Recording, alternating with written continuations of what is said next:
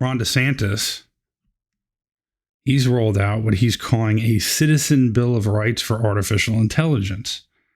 It is a package of new rules that he says are needed to protect Floridians from the risks that come from rapid AI adoption. And like I said, AI has its tentacles into just about everything. And not only is it within industries, but also people who are using AI for therapy and for services. I see that some people are saying, well, do a job where you don't need a computer. The argument to that would be, well, if you are a nail technician, let's say, or if you're somebody who's a plumber, where you don't use a laptop for your job, that robots with artificial intelligence are going to have the dexterity to be able to do those jobs. And so the naysayers are saying every job is going to be replaced, regardless of whether or not you need a laptop or not. So that's the interesting thing that no one really can answer that yet until time continues on and we see how this plays out. The proposal covers two big areas: how AI itself is allowed to operate. So this gets into the server farms and the infrastructure for the AI, the computers and like I said, the server farms and buildings and things, and how the massive data center infrastructure behind AI can be built and regulated inside the state. Now, you may or may not know that a lot of the lawmakers in Washington federally do not want to have laws passed. And so main reason why, obviously, is because their donors who are involved in AI don't want those laws to stymie their production. They don't want them to stop the building of this infrastructure because they know that it's going to affect a lot of people's lives. And it is affecting a lot of farmers' lives. It's affecting a lot of people that have to live near these server farms. That the noise pollution is immense. And so those who are involved in AI don't want the laws, because if those laws are put in place, and that's going to affect them, it's going to affect their infrastructure. So on the infrastructure side, DeSantis wants local governments to have the power to block the construction of hyperscale AI data centers if they feel those facilities would overwhelm their utilities or harm their natural resources. Once again, this is the other thing. We always talk about there's always climate change that's added into these articles that I read. But then at the same time, these data centers, well, they're not screwing with the environment. They're not causing problems at all. Where are the climate activists when it comes to that? He also wants to make sure taxpayers and utility ratepayers aren't subsidizing private AI companies to build these enormous power-hungry sites.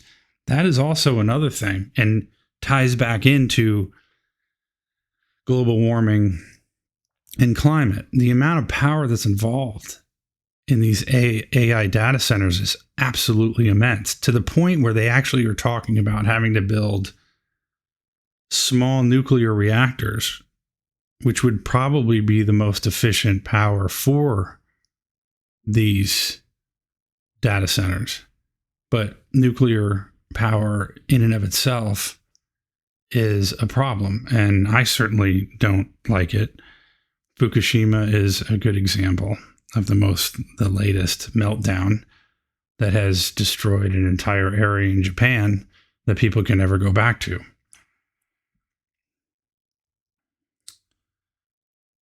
On the AI policy side, he laid out several guardrails he believes are necessary. Companies would have to clearly tell people when they're interacting with AI instead of a human. I guess that's a good thing. AI systems would be forbidden from using someone's name, image, or likeness without explicit permission. I don't know how you're going to do that. Deepfakes would face new restrictions, especially when minors are involved. Not sure how you're going to regulate that. And AI would not be allowed to present itself as a licensed therapist or mental health professional. If a company offers AI support or counseling, it must be clearly labeled as AI, not a human expert. And there was someone who, and I'll get into this in the story, that was having these discussions with AI. It was a child or kid, and led to a very bad situation. Once again, these are the things that we're going to have to deal with, but it's also a responsibility of parenting and people using common sense, which I know there's not a lot of that anymore. But this, like I said, a lot of this stuff is going to be really hard to enforce. He also wants parents to have far more control over their children's interactions with AI chatbots. Under his proposal, parents could access the chat logs. You would think that they should be able to do that anyway. Set limits on what their kids can use, and receive alerts if the child is displaying concerning behavior or if the system is engaging in inappropriate interactions. And again, we have all this stuff that's going on where, these kids are exhibiting, potentially dangerous behaviors and things, and nothing ends up happening. So I'm not sure how this is going to be any different. Another part of the proposal focuses on protecting personal data. DeSantis wants to stop AI companies from collecting, selling, or sharing personal information, even when companies claim it's anonymized. And when it comes to insurance, he wants to ban companies from using AI alone to approve, deny, or adjust claims. As an insurance guy, I can attest to that I think that's a good idea. However, when AI continues to get better and better and smarter, if the AI is programmed properly, because depending on the insurance company, who knows, but let's just assume it's on the up and up. I would prefer that someone or something, a computer system that's programmed to be fair, is going to make the adjustment claim, as opposed to the human who may be skewed or biased in a certain way. So again, these are the things where it's sort of in fantasy land if you're going to say, well, the insurance company, we have to have a human involved. Well, in a lot of these cases, the humans are going to be replaced by the AI because the humans aren't going to be able to do a good enough job of it. So for you to sit there and say the human has to do it, not AI, whether it be insurance adjusting or whether it be accounting, whether it be law, whatever it is, it's kind of a silly sort of way to go. Throughout his announcement, DeSantis framed these rules as necessary to protect kids, families, senior citizens, and consumers in general. He warned that without guardrails, AI could push society into what he called an age of darkness and deceit. I think, once again, that's determined on the humans that are using the AI. At the event, he invited a mother whose teenage son had interacted extensively with a chatbot before tragically taking his own life. She described how the AI had crossed boundaries. I'll address this in a second. Initiated inappropriate conversations and encouraged dangerous behavior. Her testimony was emotional and clearly intended to underscore the risks DeSantis believes are being ignored. Her presence put a human face on the argument that AI, if left unchecked, can influence vulnerable people in harmful ways. I've dealt enough with these chatbots and things like that you really have to sort of lead it along to have that happen. I don't know exactly what happened in this particular case, but I think there were a tremendous amount of failures here. Parents should be involved in paying attention to what their kids are doing. But in a lot of cases, how many of these kids have iPhones that they shouldn't have, and they're not paying attention to what their kids are doing? And then all of a sudden, when something tragic happens, everybody points the finger. Like I said, in this case, I can't say for sure, I don't know. But in a lot of cases, there are people that just refuse to take responsibility and then they blame it. So case in point, when people are saying, well, all of our jobs are going to get taken away. Well, who's saying that? Is somebody saying that on the internet or on these television shows, when in reality, if you do slightly more research and a little bit more reading, or use AI to pull more information, more research, and then double check that research and double check those articles, that you would look at it and say, AI is not taking jobs. This is because technology companies or the economy as a whole is dealing with financial issues when it comes to fluctuating markets and tariffs, trade wars, just the overall contracting of the market as a whole. But to blame it on AI, this is essentially the same thing.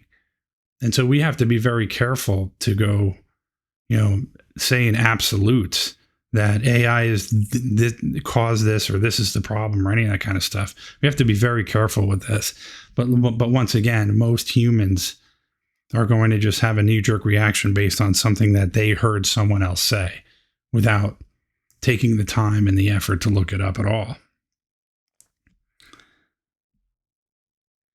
In explaining why these regulations are necessary, DeSantis outlined several concerns: protecting children from manipulation and explicit content, protecting adults from impersonation, identity theft. This is my worry, is the people using you can create a spitting image of yourself now as an AI avatar, and the voice is easy to do as well. That's going to be the problem for people who are older and don't understand the technology as much. I can see this happening quite a bit. That's a worry for me. But again, these are people, humans, that are using AI to take advantage of other people. He also pushed back against any federal effort to impose a single nationwide standard that would prevent states from setting their own rules. He argued that states should have the authority to act directly on behalf of their residents when new technology presents risks that Washington is slow to address. So, once again, this is people blaming AI for their own poor decisions. I do agree with the Florida law as opposed to having to follow federal law, because what I had said earlier, there are a lot of these AI companies that are trying to do as much as they possibly can to limit laws on the federal side so they can continue to build this infrastructure without any real regulation or any way to kind of hold them back. And that's a scary thing. So let me know what you think about that. Do you think that it's a good idea that states have their own laws? Do you think that we have to have a ton of laws regarding AI, or do you think that it should be the Wild West and these things should be kind of on their own and we sort of kind of let it go? And, in this case where kids are involved, do you think that the parents should be more involved, or do you think laws should be put in place for the lack of parenting? Let me know what you have to say about that in the comment section.